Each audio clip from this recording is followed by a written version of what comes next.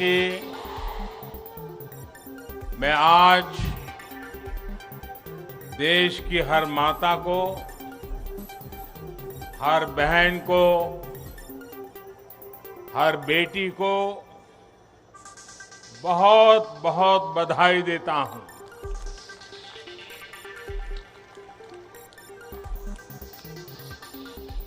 कल और परसों 20 और 21 सितंबर को हम सबने एक नया इतिहास बनते देखा है और हम सबका सौभाग्य है कि इतिहास बनाने का अवसर कोटि कोटि जनों ने हमें दिया है। आने वाली अनेकों पीढ़ियों तक इस निर्णय की चर्चा होगी, इस दिवस की चर्चा होगी। मैं पूरे देश को नारी शक्ति वंदन अधिनियम संसद के दोनों सदनों में और भारी बहुमत से और राज्यसभा में तो सर्वसम्मति से पास होने की बहुत बहुत बधाई देता हूं। पार्टी के राष्ट्रीय अध्यक्ष श्री जेपी नड्डा जी, अन्य सभी वरिष्ठ साथी और आज मैं देश की माताओं बहनों को भी यहां दूर से प्रणाम करता हूं। कभी कभी किसी निर्णय में देश के भाग्य को बदलने की क्षमता होती है और आज हम सभी ऐसे ही एक निर्णय के साक्षी बने हैं। संसद के दोनों सदनों द्वारा नारी शक्ति वंदन अधिनियम रिकॉर्ड मतों से पारित किया जा चुका है। जिस बात को देश को पिछले कई दशकों से इंतजार था, वो सपना अब सच हुआ है। ये पूरे देश के लिए बहुत ही खास समय है। ये भाजपा के हर एक कार्यकर्ता के लिए भी बेहद खास दिन है। आज हर नारी का आत्मविश्वास, हर नारी का आत्मविश्वास आसमान छू रहा है। पूरे देश की माताएं, बहनें और बेटियां आज खुशी मना रही हैं, हम सबको आशीर्वाद दे रही है। साथियों, कोटि कोटि माताओं बहनों के सपने को पूरा करने का सौभाग्य हमारी भाजपा सरकार को मिला है और इसलिए राष्ट्र को सर्वप्रथम मानकर चलने वाली पार्टी के रूप में, भाजपा कार्यकर्ता के रूप में, मैं एक जिम्मेदार नागरिक के रूप में ये हमारे लिए बहुत बड़ा दिन होने का गर्व अनुभव कर रहे हैं। नारी शक्ति वंदन अधिनियम ये कोई सामान्य कानून नहीं है। ये नए भारत की नई लोकतांत्रिक प्रतिबद्धता का उद्घोष है। ये अमृतकाल में सबका प्रयास से विकसित भारत के निर्माण की तरफ बहुत बड़ा, बहुत मजबूत कदम है। महिलाओं का जीवन स्तर सुधारने के लिए क्वालिटी ऑफ लाइफ बेहतर करने के लिए विमेन लेड डेवलपमेंट का नया युग देश में लाने की जो गारंटी मोदी ने दी थी, ये उसका प्रत्यक्ष प्रमाण है। मेरे देश की हर माता, बहन और बेटी को नारी शक्ति वंदन अधिनियम के लिए मैं फिर से बहुत बहुत बधाई देता हूं। मेरे परिवारजनों, लोकतंत्र में महिलाओं के लिए इस कानून से बीजेपी महिलाओं की भागीदारी से के लिए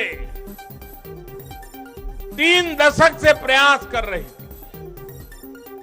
यह हमारा कमिटमेंट था और आज हमने उसे पूरा कर दिया है।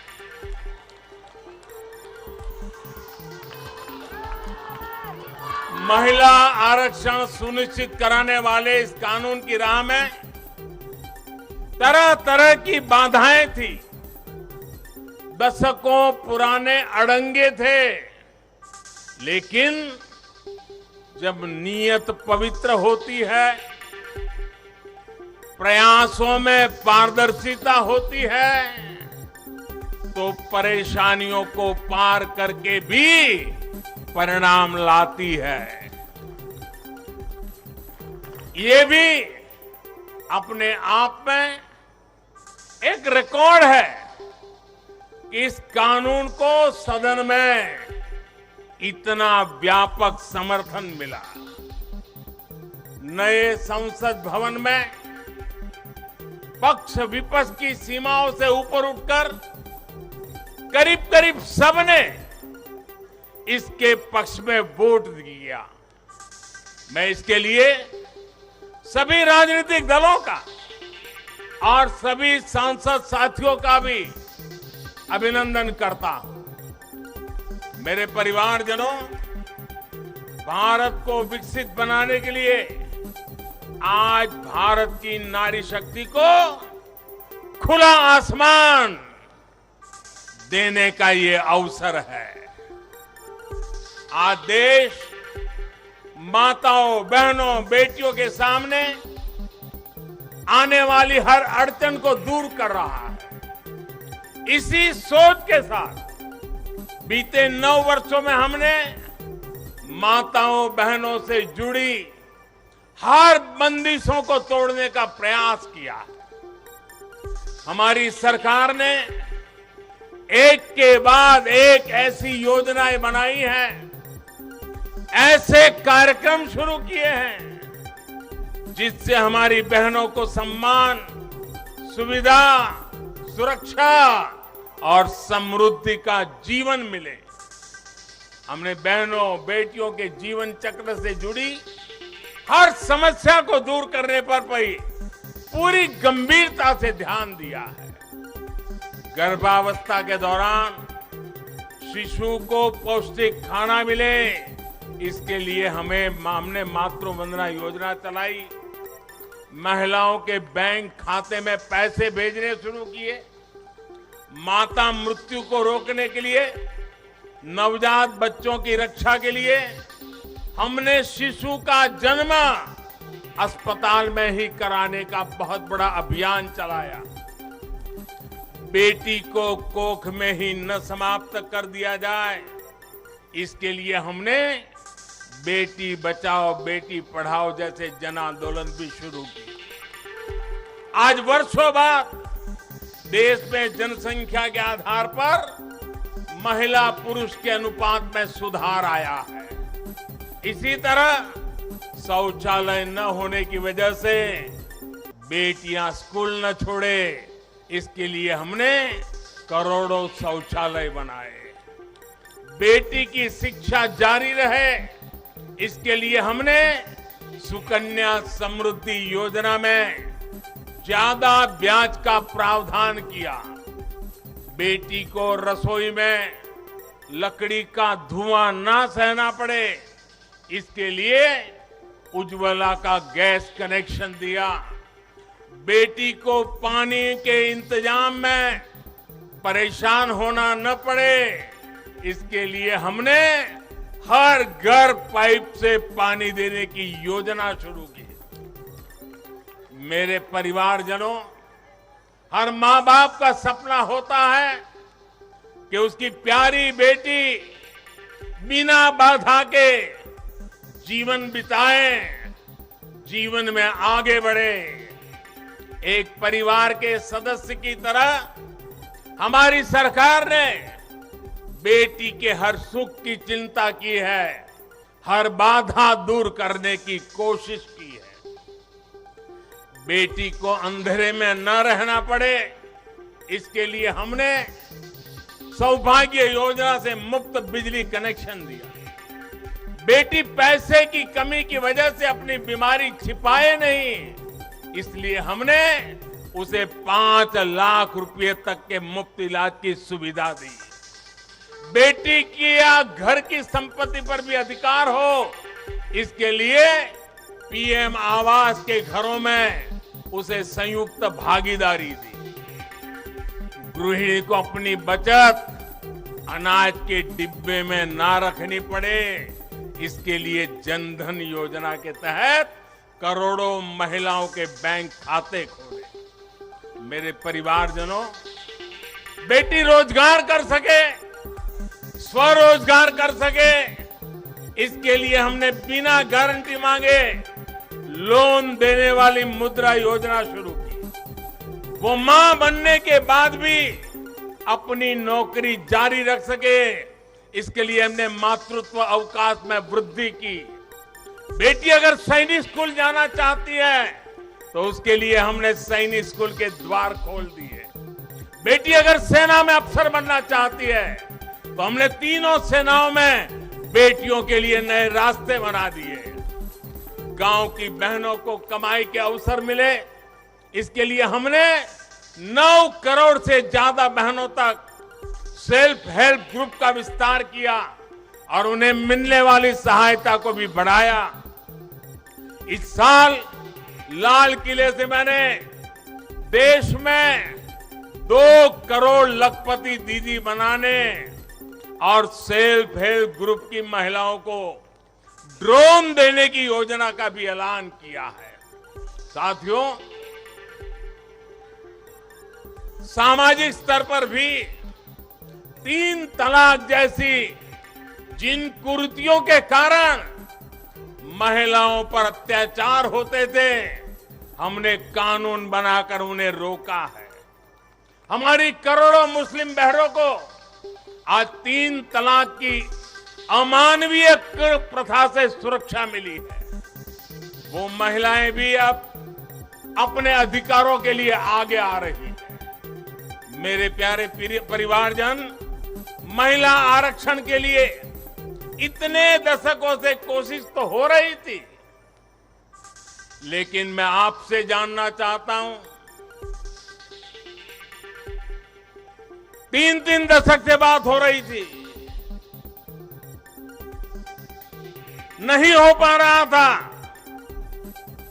आज ये संभव हुआ है।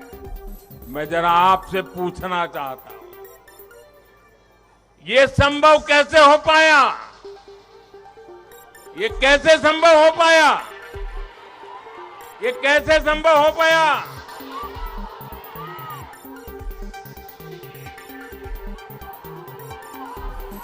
कैसे संभव हो पाया?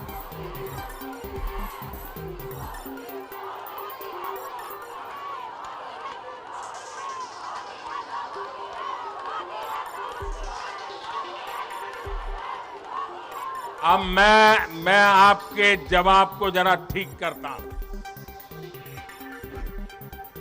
ये मोदी ने नहीं, ये आपने किया है, करोड़ों देशवासियों ने किया है। और ये कैसे किया है?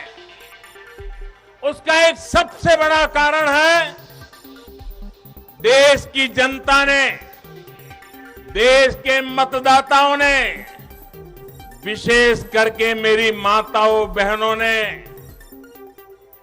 वोट देकर के एक पूर्ण बहुमत वाली मजबूत और स्थिर बनाई सरकार बनाई।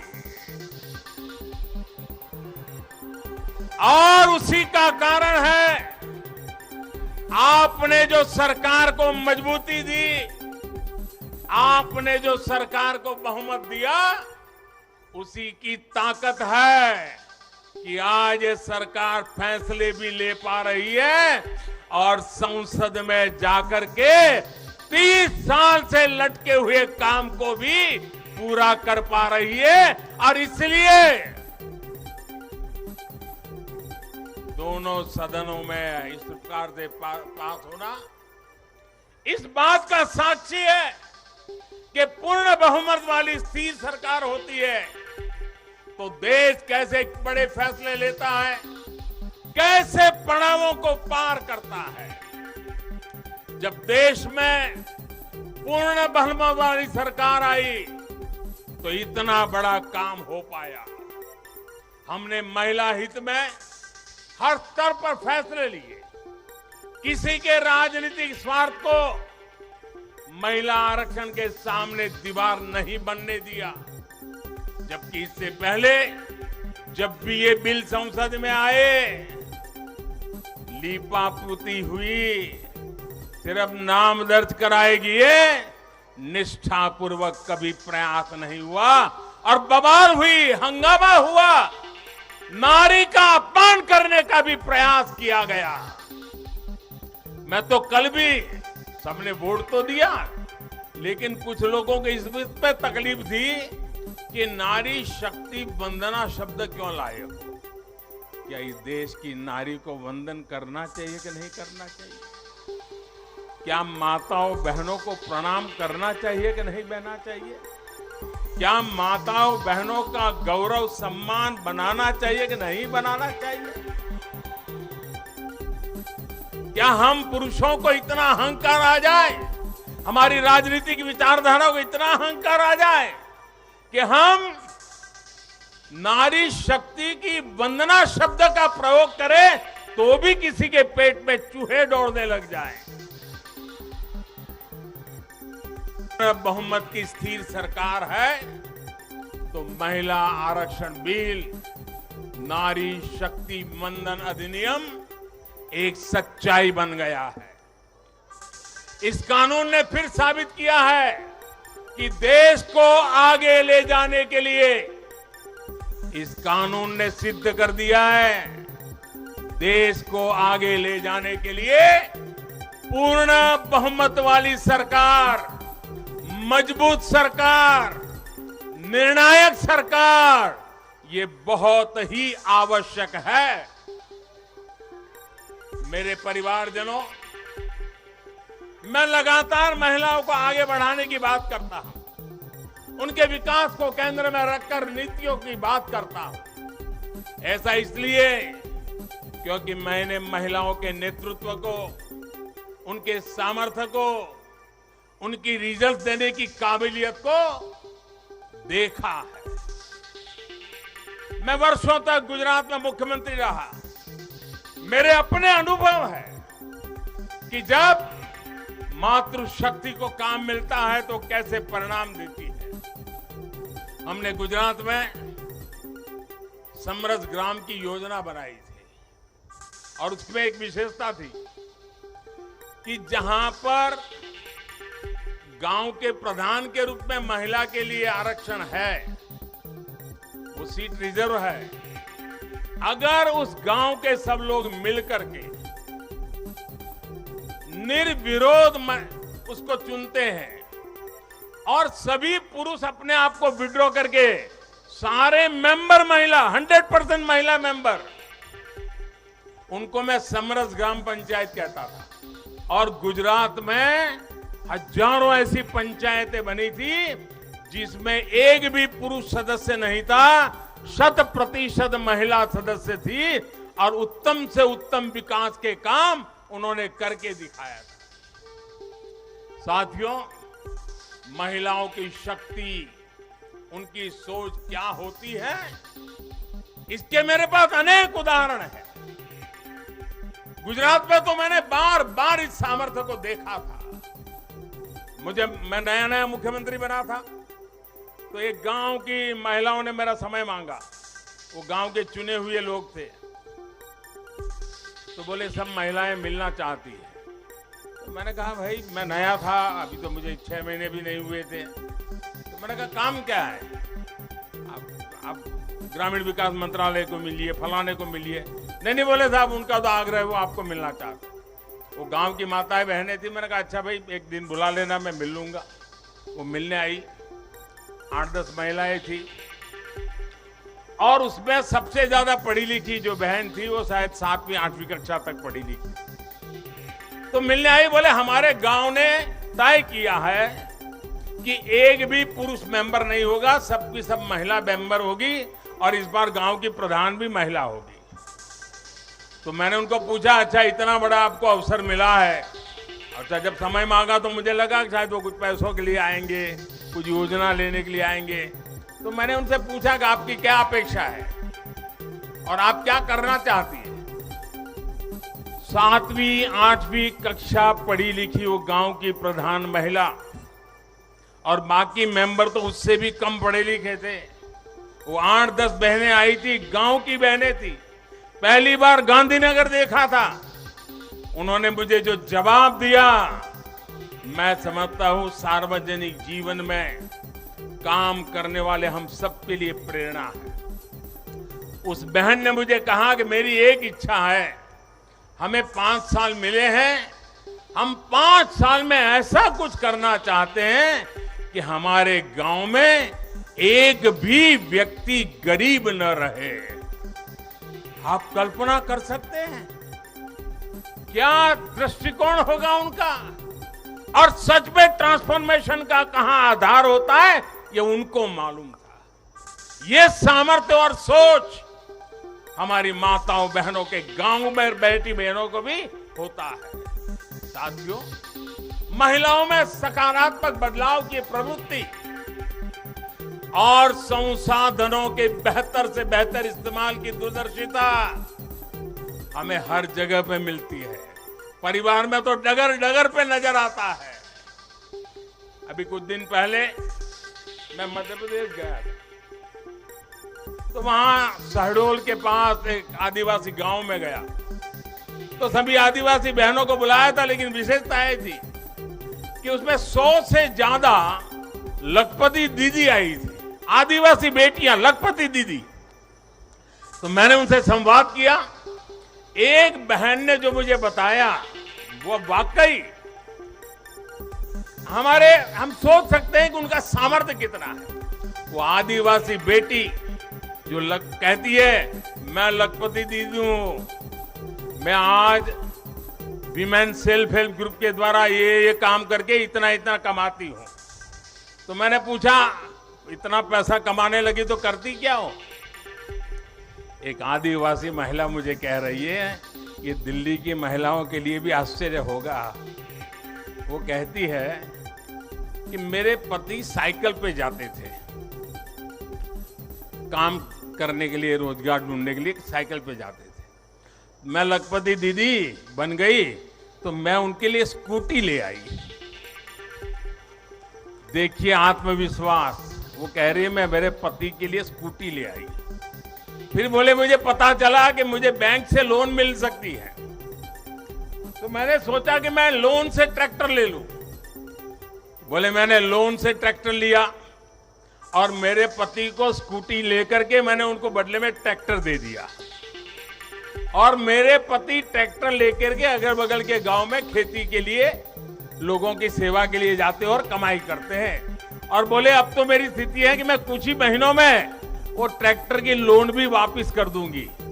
यानी एक मेरी आदिवासी बहन लखपति दीदी की क्या विजन होता है, कल्पना होती है। अभी 1-2 महीने पहले मैं उनसे बात करके आया। साथियों, मुझे कहना यही है कि नारी शक्ति मंदन अधिनियम देश के भाग्य को बदलने का काम करेगा।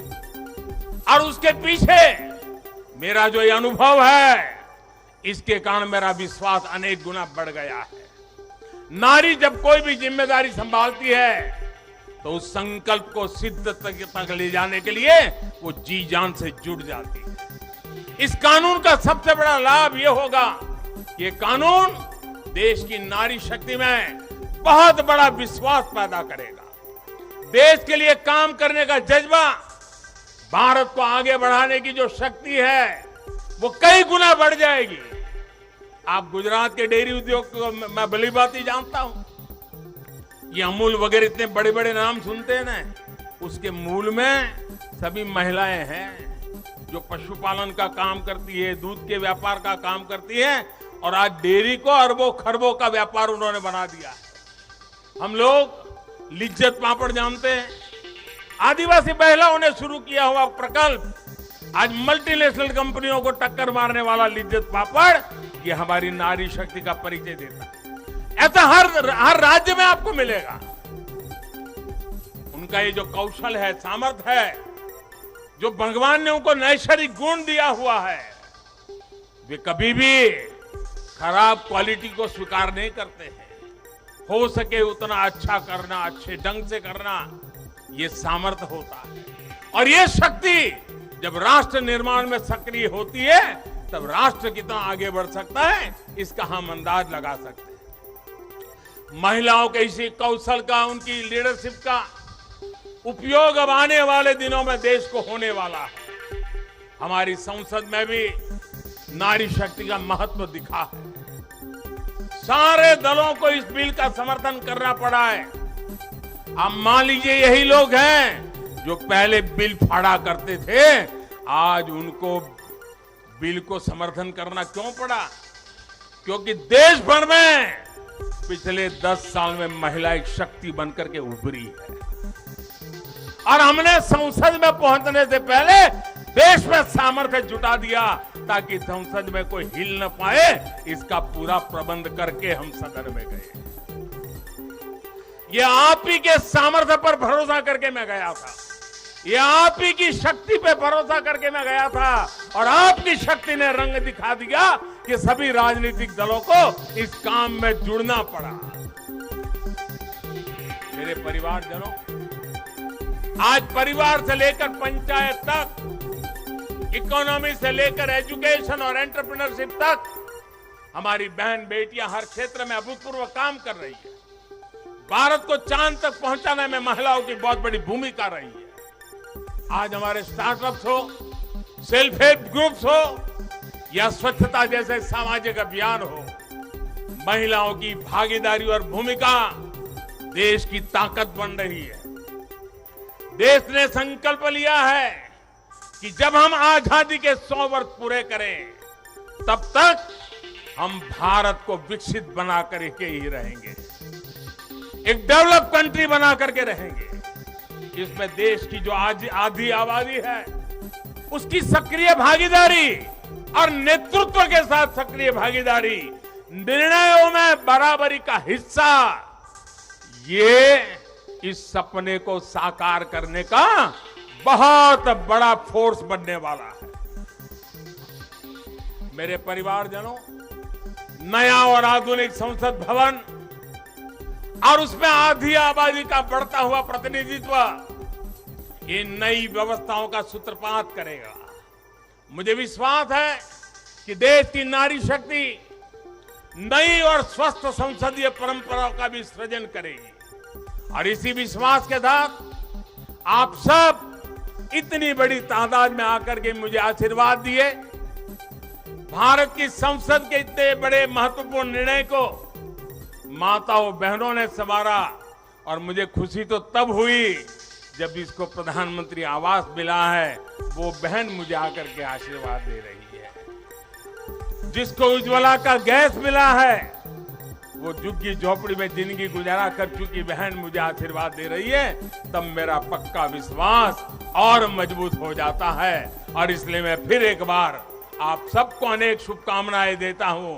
ये नारी शक्ति वंदन अधिनियम, उसको गांव गांव घर घर पहुंचाना हम सबका दायित्व है और इस सामर्थ्य को और तेजी से आगे बढ़ाएं। इसी एक अपेक्षा के साथ सभी माताओं बहनों को प्रणाम करते हुए मेरी वाणी को विराम देता हूं। मेरे साथ पूरी शक्ति से बोलिए, भारत माता की। आवाज पूरी दिल्ली में गूंजनी चाहिए। भारत माता की, भारत माता की, भारत माता की।